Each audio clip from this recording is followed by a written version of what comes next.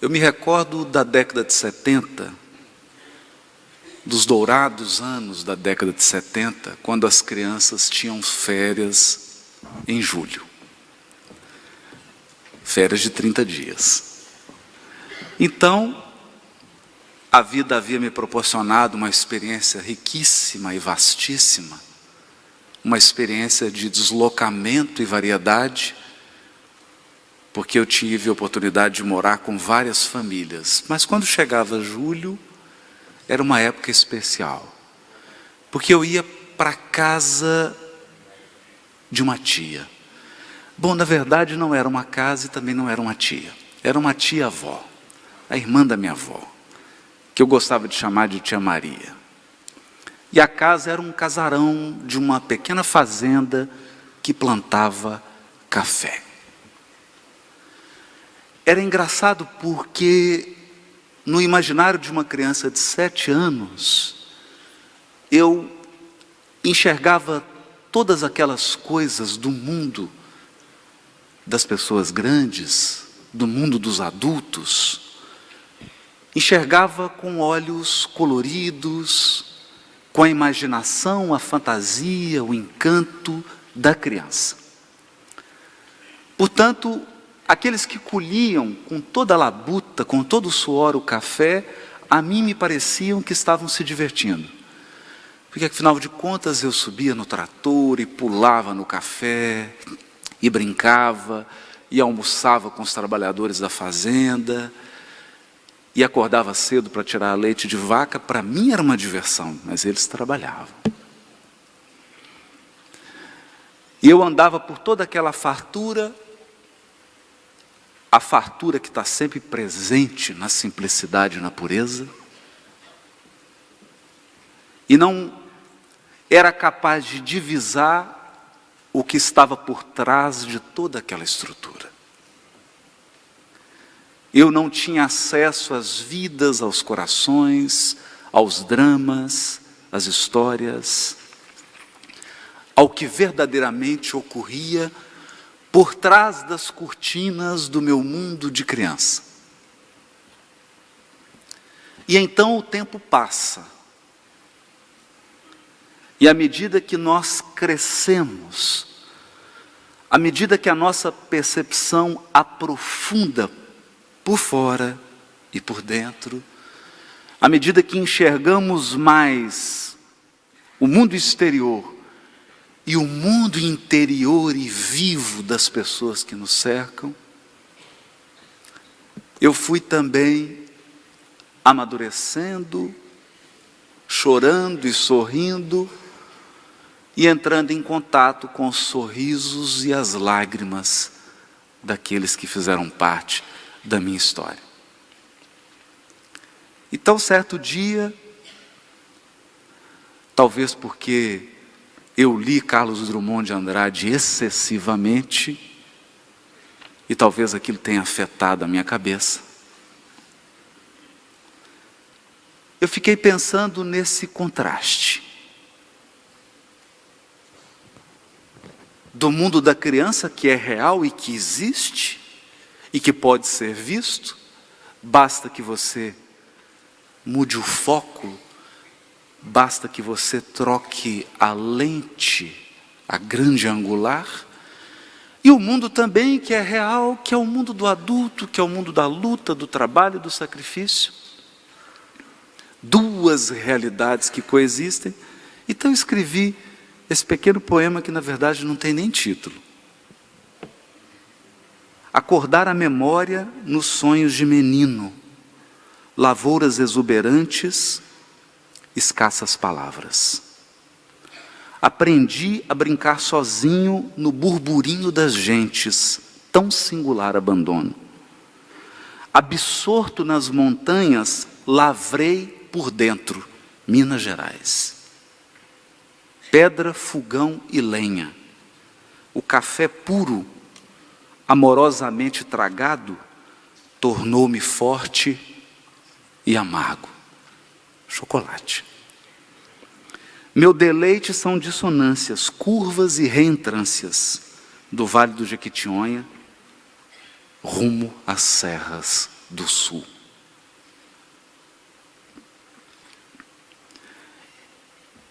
Então, depois de entrar em contato com as luzes da doutrina espírita, o primeiro convite que eu recebi foi o convite de repensar Deus. Repensar. Refazer os meus modelos mentais, reestruturar a minha percepção, porque com a doutrina espírita, Deus havia perdido toda a corporalidade. Deus não tinha mais corpo. Deus não era mais material, Ele era agora eterno. E olhando para todo o sofrimento do mundo, e olhando para todas as injustiças do mundo, olhando para toda a maldade que não se cansa neste mundo, eu precisava encaixar agora um Deus soberanamente justo e bom. E então, eu me recordo da pergunta número 4 do Livro dos Espíritos. Onde se pode encontrar a prova da existência de Deus? E os Espíritos respondem: num axioma que aplicais às vossas ciências, não há efeito sem causa. Procurai a causa de tudo o que não é obra do homem, e a vossa razão responderá. Essa pergunta então me tocou, porque eu me lembrei da fazenda. E me lembrei daquele caos de uma pessoa que perguntou para um caipira que cuidava de uma lavoura, falou: essa terra aqui dá macaxeira? Ele: dá não, senhor. Dá café? Dá não, senhor. Mas essa terra aqui não dá alface, não dá tomate? Dá não, senhor. Meu amigo, nada que plantar nessa terra dá, se plantar dá. É o senso comum nos dizendo que as coisas não acontecem do nada. Por mais que eu tente, por mais que eu me esforce, eu não consigo ver o nada produzir algo. Então Kardec comenta essa questão. Para crer-se em Deus, basta lançar o olhar sobre as obras da criação. O universo existe, logo tem uma causa. Duvidar da existência de Deus é negar que todo efeito tem uma causa e avançar que o nada pode fazer alguma coisa. A questão é que quando você lança o olhar sobre o universo, se você tiver a paciência de educar o seu olhar, e perceba, o espírito vê pela mente. Os olhos do espírito são seu pensamento. Por isso, contemplar é mais que olhar. Contemplar é perceber, entender, interagir, apreciar, aprofundar, focar. E se você se der ao trabalho lento e gradativo de observar a natureza, talvez você comece a perceber que se nós alterarmos um pouquinho a pressão atmosférica, que é a pressão que o ar atmosférico e os demais gases da atmosfera exercem sobre os seres vivos que estão no solo e na água, se você alterar um pouquinho, para cima ou para baixo, você torna inviável a vida biológica no planeta. Quem regulou? Quem ajustou? Quem calibrou?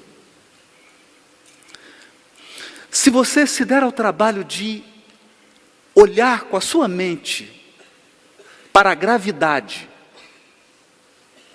que de todas as 4 forças já descobertas pela ciência, forças físicas, é a mais fraca de todas, no entanto, como ela atua em grandes corpos, ela se mostra poderosa. Se você alterar um pouquinho para cima, ou um pouquinho para baixo, você talvez torne inviável, e dependendo da alteração, com certeza, você torna inviável a vida biológica na Terra. Mas talvez você tenha uma grande angular. Aquelas lentes dos fotógrafos da National Geographic. Uma lente que vai daqui, onde eu estou, até onde você está. E você comece a perceber, por exemplo, a constante de Planck. E outras constantes cósmicas. E se você observar um pouquinho, você verá que 1 milímetro de alteração na constante de Planck e as leis da física deixam de existir. Aí você não altera mais a vida biológica na Terra. Você simplesmente inviabiliza a existência do universo inteiro. Inteiro. Então são uma sucessão de detalhes, milhões de detalhes, que mostram a existência de uma inteligência que é suprema, de uma inteligência que é incrivelmente, e dependendo do seu humor, de como você acordou hoje, é uma inteligência irritantemente meticulosa. Se você acordou de bom humor, a inteligência divina é maravilhosa. Se você está mal-humorado hoje, a inteligência divina é irritante. É um tamanho grau de precisão e de ordem, de providência e previdência, mas será que apenas olhando com a sua mente e raciocinando? Será que apenas usando essas suas faculdades cognitivas, a sua inteligência, os seus sentidos, você pode ver o autor da obra? Até agora eu estou te convidando a olhar a obra. E acredite, tem pessoas que estudam uma vida inteira para aprender a olhar para um quadro. Para um quadro. E talvez você encontre uma pessoa assim, no Museu do Louvre. Você para e olha e fala, ué, essa que é a Mona Lisa? Nossa, achei que ela fosse mais bonita. Aí para uma pessoa que dedicou a vida inteira para olhar para o quadro de Leonardo da Vinci. E essa pessoa fica 1h30 falando do quadro. Quando ela acaba de falar, você tem a sensação de que é cego. Você não viu. Porque você não educou o olhar. Mas eu concedo que você tenha educado a sua mente e o seu raciocínio. Eu concedo que você tenha afiado a sua inteligência, como um paraibano afia, com o facão, e que você tenha penetrado em todas essas constantes, tenha penetrado em toda essa ordem, em toda essa inteligência que organizou o cosmos, e deixou a casa pronta, antes de você chegar na casa. Porque o Homo sapiens encontrou a casa pronta e arrumada. Mas o Homo sapiens é metido à besta. Será que é possível ver Deus olhando assim? Então, na questão 10, Kardec pergunta: pode o homem compreender a natureza íntima de Deus? Eu não estou falando mais da obra. Eu não estou falando mais da Via Láctea, que tem mais de 100 bilhões de sóis. E é uma só das bilhões de galáxias já catalogadas. O homem pode compreender a natureza íntima de Deus? E os Espíritos respondem: não. Não. Não. Quando Stephen Hawking escreveu o livro Uma Breve História do Tempo, no prefácio ele diz assim: esse é um livro que pretende compreender a mente de Deus. Nessa época eu ri. Porque ele não compreendia nem o buraco negro.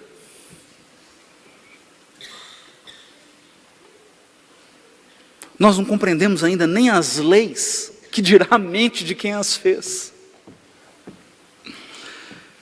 Não. Falta-lhe para isso o sentido. Então significa que para compreender a essência de Deus não bastam seus 5 sentidos.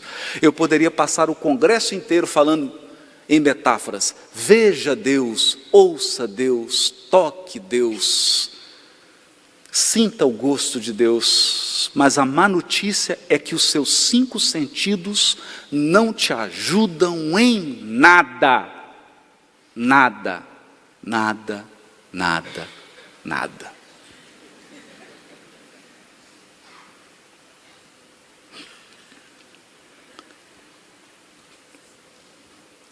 Questão 17, é dado ao homem conhecer o princípio das coisas? Não. Eu estou colocando assim porque tem um ponto aqui final. É porque quando a gente é novo no livro dos Espíritos, espírita, quando começa a ler o livro dos Espíritos, lê assim: ó, é dado ao homem conhecer o princípio das coisas? Não, Deus não permite que ao homem tudo seja revelado neste mundo. 18, apresentará ao homem dado o mistério das coisas que são ocultas? Não, o véu se levanta aos olhos? Não. Aí quando você já tem mais de 35 anos, você lê assim: é dado ao homem, Homo sapiens, homem no sentido de Homo sapiens, espécie humana, conhecer o princípio das coisas. Não. Aí você fala: amanhã eu acabo de ler. Não. Deus não permite que ao homem tudo seja revelado neste mundo. Eu poderia explicar isso aqui de 1000 maneiras, mas eu prefiro a elegância de Emmanuel quando diz assim: Deus colocou um limite ao conhecimento humano nos seus órgãos de percepção. Por exemplo, eu gostaria que levantasse a mão aqui agora quem enxerga no ultravioleta. Parece que não tem ninguém, né? No infravermelho. Quem aqui enxerga no infravermelho? Parece que ninguém, né? O que nós enxergamos é uma parcela quase humilhante, de tão pequena.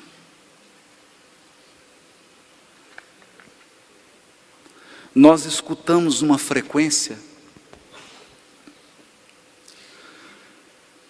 A maioria de nós não é capaz de escutar um pouco mais agudo do que a tecla mais aguda do piano. Então Deus colocou um limite à percepção do ser humano. Esse limite é providencial. É um limite do encarnado. Então toda vez que nós falamos sobre conhecer Deus, observa contempla, vede a obra, para que você possa deduzir, adivinhar, lançar, propor. O que seria Deus? A partir da obra, o que você conclui? Kardec fez isso, por isso escreveu o livro A Gênese. A Gênese é uma tentativa de olhar para o cosmos para deduzir o que é possível conhecer de Deus. E então, questão 244, os espíritos veem Deus? Espíritos, eu não estou falando encarnado. Os espíritos veem Deus? A resposta é: somente os espíritos superiores o veem e compreendem.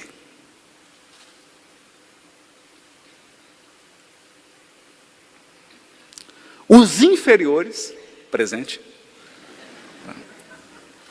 estou aqui, estamos aqui, né? Estamos, Simão? Estamos juntos? Estamos juntos. Os inferiores o sentem e o adivinham. O sentem e o adivinham. Então, antes de falar do sentimento, toca um trechinho, a primeira parte, por causa que o nosso tempo está, daquela de Bach, para a gente fazer a transição do conhecer para o sentir.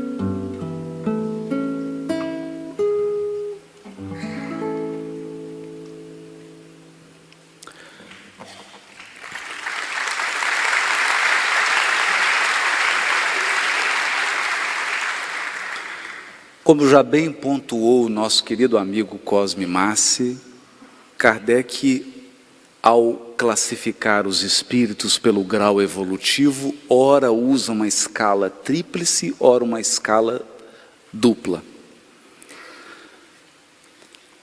Quando ele quer simplificar e usar a escala dupla, ele diz assim: espíritos inferiores e espíritos superiores. Nessa escala dupla, superior é quase puro.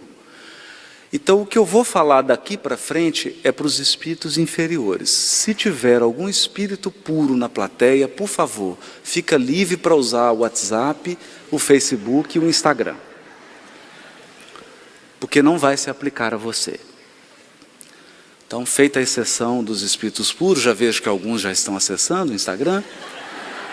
Para nós, espíritos superiores, é possível sentir, é adivinhar Deus. Adivinhar. Aqui tem dois aspectos, porque sentir é quando Deus se manifesta dentro de você. Adivinhar é quando, pelas circunstâncias e pelas pessoas que cruzam o seu destino, Deus se revela. E aí você precisa adivinhar por quê? Porque Deus é sutil e adora brincar de esconde-esconde. Então surge uma circunstância aqui, e outra amanhã, e outra mês que vem, e você precisa cuidadosamente juntar as pecinhas para deduzir que foi Deus. Foi Ele. Então, se você está esperando que Deus chegue através das circunstâncias, como o nosso saudoso Chacrinha, perca suas esperanças. Deus não se mostra assim tão fácil. Foi por isso que Emmanuel ditou para Chico Xavier a seguinte mensagem: oração e atenção. Oraste, pediste, você orou, você pediu. E para orar e pedir, você não precisa ajoelhar, não precisa falar o Pai Nosso, não precisa falar Ave Maria, não precisa falar nada. Basta desejar. Toda vez que você deseja, você está orando. Porque quando você deseja, você está pedindo. Oraste, pediste, desfaze-te, porém, de quaisquer inquietações e asserena-te para recolher as respostas da divina providência. Desnecessário aguardar demonstrações espetaculosas para que te certifiques quanto às indicações do alto. As indicações do alto não vêm através de acontecimentos espetaculares. Qual ocorre ao sol, que não precisa descer ao campo para atender ao talo de erva que lhe roga calor, de vez que lhe basta para isso a mobilização dos próprios raios, Deus conta com milhões de mensageiros que lhe executam os excelsos desígnios. Ora e pede. Em seguida, presta atenção. Presta atenção. Presta atenção. Algo virá por alguém ou por intermédio de alguma coisa, doando-te, na essência, as informações ou os avisos que solicites. Em muitas circunstâncias, a advertência ou o conselho, a frase orientadora ou a palavra de bênção te alcançarão a alma no verbo de um amigo. Você encontra com um amigo e ele te fala uma coisa e fala: nossa, meu Deus, resolveu aquele problema que eu estava. Através da página de um livro, numa nota singela da imprensa e até mesmo num simples cartaz que te cruza um caminho. Certa vez eu estava conversando com um amigo, ele estava numa crise de muita tristeza, muita tristeza. Então ele parou o carro, na hora que ele parou o carro, tinha um caminhão e estava escrito assim: Jesus te ama. Ele entendeu. Era uma frase para ele. Quantas vezes isso já aconteceu com você? Quantas? Você estava lá ansiando e rogando, aí vem aquele WhatsApp, vem uma frase para você. Ela vem a mensagem para você. Você fala assim: quem que me descobriu? Não é? É porque Deus tem o seu IP. Mais que isso, as respostas do Senhor às tuas necessidades e petições muitas vezes te buscam através dos próprios sentimentos que te sobem do coração ao cérebro, ou dos próprios raciocínios a te descerem do cérebro ao coração. Então Deus te cerca por fora e Ele te envolve por dentro. Porque você sente. Quando Ele te envolve por fora, você adivinha. Aí é Sherlock Holmes, meu caro Watson. Mas quando Ele te envolve por dentro, aí é sensibilidade. Sensibilidade. No entanto, olha como que Emmanuel finaliza. Recordemos o Divino Mestre, estejamos convencidos de que Deus nos atende constantemente. Imprescindível, entretanto, fazer silêncio no mundo de nós mesmos, esquecendo exigências e desejos. Não só para ouvirmos as respostas de Deus, mas também a fim de aceitá-las. Porque às vezes você já tem sensibilidade emocional para ouvir as respostas de Deus. A pergunta é: você é resignado o suficiente para aceitar o não de Deus?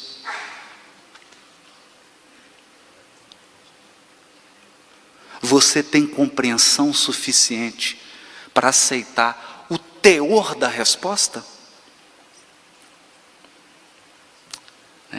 Reconhecendo que as respostas do alto são sempre em nosso favor. Às vezes, conquanto às vezes, de momento, pareçam contra nós. São sempre a nosso favor, mas nesse momento talvez você esteja interpretando que é contra você.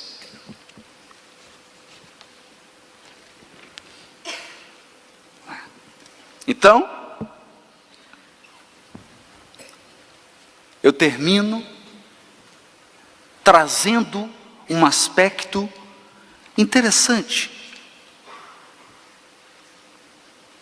Há uma poesia do Casimiro Cunha, chamada Carta de Natal. Está no livro Antologia Mediúnica de Natal. Eu vou ler 3 versos e depois encerro com uma de Maria Dolores. Sofres? Sofres? Você está sofrendo? Espera e confia. Não te furtes de lembrar que somente a dor do mundo nos pode regenerar. O mundo está cheio de injustiça, mas acredite, não há nenhum injustiçado. Somente a dor do mundo nos pode regenerar. Foste traído? Você foi traído? Perdoa. Esquece o mal pelo bem. Deus é a suprema justiça. Não deves julgar ninguém. Não coloque a toga de Deus em você. Não faça isso. É um fardo muito pesado. Esperas bens neste mundo? Acalma o teu coração. Às vezes, ao fim da estrada, há fel e desilusão. Não tivestes recompensa? Você fez todo o esforço, a recompensa não veio? Guarda esse ensino de cor. Ter dons de fazer o bem é a recompensa melhor. Queres esmola do céu? Porque às vezes a gente ora como se fosse um mendigo pedindo esmola a Deus. Só que você não é mendigo, você é filho e filha. Por que você está pedindo esmola?